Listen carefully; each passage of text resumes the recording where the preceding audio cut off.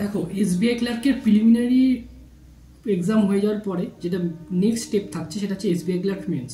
তো সেই এক্সামের সেই মেন্স এক্সামের প্রিপারেশন কীভাবে নেবে, তার এক্সামের স্ট্র্যাটেজি কী হবে, সেই বিষয়টা নিয়ে কিন্তু আমি আজকে ভিডিওর মাধ্যমে বলবো। তো যারা এসবিআই ক্লার্কের প্রিলিমিনারি এক্সামিনেশন দিয়ে এসছো তারা কিন্তু অবশ্যই ভিডিওটা দেখবে, শেষ পর্যন্ত দেখবে, কারণ এই ভিডিওর এই মেন্সের স্ট্র্যাটেজি কিন্তু তুমি যদি একবার ফলো করতে পারো তাহলে কিন্তু তোমার মেন্স ক্লিয়ার করাটা খুব একটা কঠিন বলে মনে হবে না। ঠিক আছে, দেখো এসবিআই ক্লার্কের মেন্সের যে সমস্ত সাবজেক্টগুলো রয়েছে সেটা হচ্ছে রিজনিং, ম্যাথ, ইংলিশ থাকছে, আর জেনারেল অ্যাওয়ারনেস মানে হচ্ছে কারেন্ট অ্যাফেয়ার্সের যে পোর্শনটা সেটা থাকছে।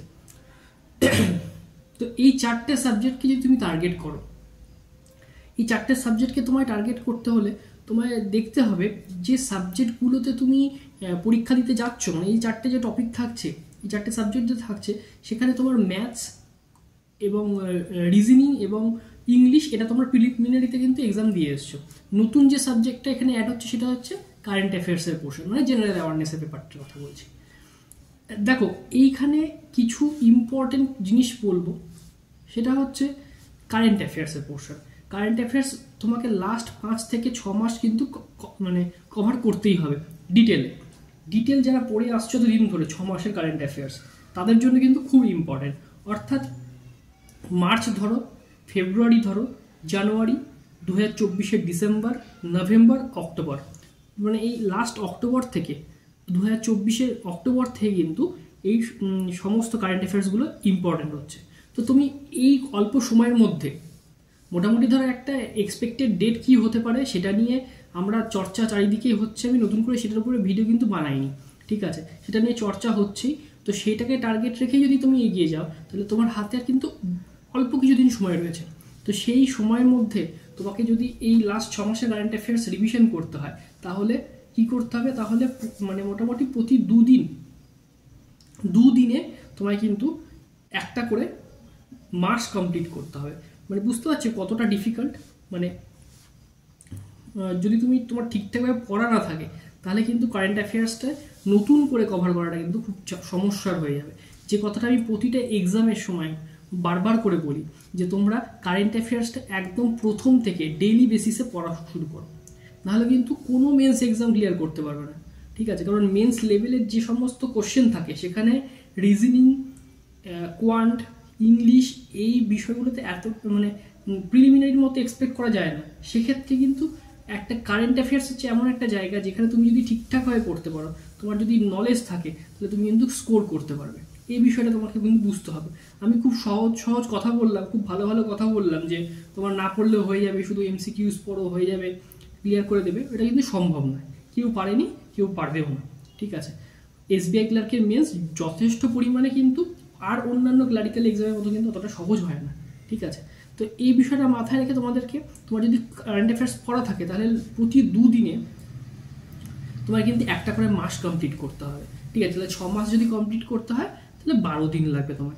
ঠিক আছে, 12 দিনের মধ্যে কিন্তু আরাম করে তোমার ভালো করে রিভিশন হয়ে যাচ্ছে। এবার চলে আসছি ম্যাথসের ক্ষেত্রে। ম্যাথস, রিজনিং, ইংলিশ এই যে 3টে টপিক থাকলো, নতুন করে আর প্র্যাকটিস করার মতো কিছু নেই। এগুলো তোমায় কীভাবে প্র্যাকটিস করতে হবে, এগুলো তোমায় প্র্যাকটিস করতে হবে তোমার মকের মাধ্যমে।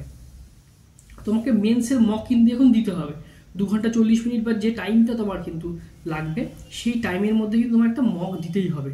মক যদি না দাও তাহলে কিন্তু তোমার নিজের স্ট্যান্ডিংটা, তুমি কোন জায়গায় দাঁড়িয়ে আছো সেটা বুঝতে পারবে না 1 নম্বর, আর 2 নম্বর তোমার কিন্তু ওই অতটা সময় ধরে পরীক্ষার মধ্যে যে বসে থাকা, যে পেশেন্সটা নিয়ে থাকা, সেটা কিন্তু একটা গ্যাপ পড়ে যাবে। তাই জন্য আমি বলবো মকটা অবশ্যই দাও।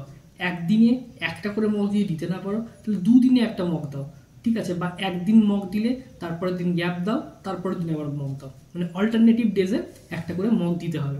ঠিক আছে, 3 নম্বর যেটা পয়েন্ট সেটা হচ্ছে তোমাদের যে টপিকগুলো তোমার মনে হয় যে একটু দুর্বলতা আছে, ঠিক আছে, সেটা রিজনিংয়ের বলো বা সেটা ম্যাথসের বলো বা ইংলিশের বলো, যে সমস্ত জায়গায় মূলত এই 3টে বিষয়ের কথাই বলবো আমি, যেখানে তোমাদের দুর্বলতা রয়েছে, একটু টপিকের আরেকটু ক্লিয়ারেন্স দরকার, আরেকটু ক্লিয়ারেন্স হলে আমি ভালো অ্যাটেন্ড করতে পারবো।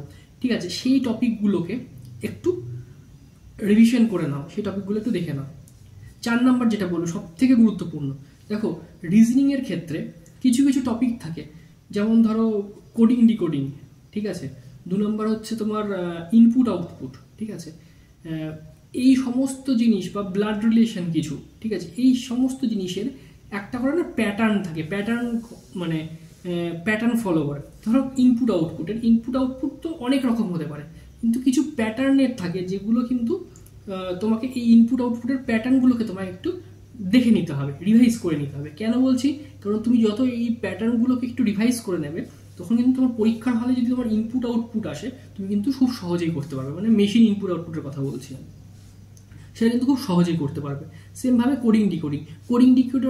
ডিকোডিংয়ে তুমি যে প্যাটার্নগুলো ফলো করেছো, যে প্যাটার্নের কোশ্চেন তুমি সলভ করেছো, সেগুলো একটু একবার দেখে নাও, ঠিক আছে। যদি ডিকোডিং আসে, সেক্ষেত্রে কিন্তু তোমার অসুবিধা হবে না, ঠিক আছে। রিজনিংয়ের জন্য কিন্তু এটা খুব ইম্পর্টেন্ট, ঠিক আছে। ম্যাথসের ক্ষেত্রে ডিআই বলো বা অ্যারিথমেটিক রিলেটেড যে সমস্ত ডেটা ইন্টারপ্রিটেশন, সেগুলো সমস্ত কিন্তু তোমরা এই মক যখন দেবে তখন কিন্তু এগুলো ফলো করবে। আর সব থেকে 5 নম্বর, যেটা সব থেকে বেশি গুরুত্বপূর্ণ জিনিস, সেটা হচ্ছে যে মকগুলো দিচ্ছ, যেখানে যে প্রশ্নগুলো আটকে যাচ্ছ, সেগুলো কিন্তু অবশ্যই সলভ করবে, ঠিক আছে। আমরা ভুল করি, সেই কোশ্চেনগুলো সলভ করি না।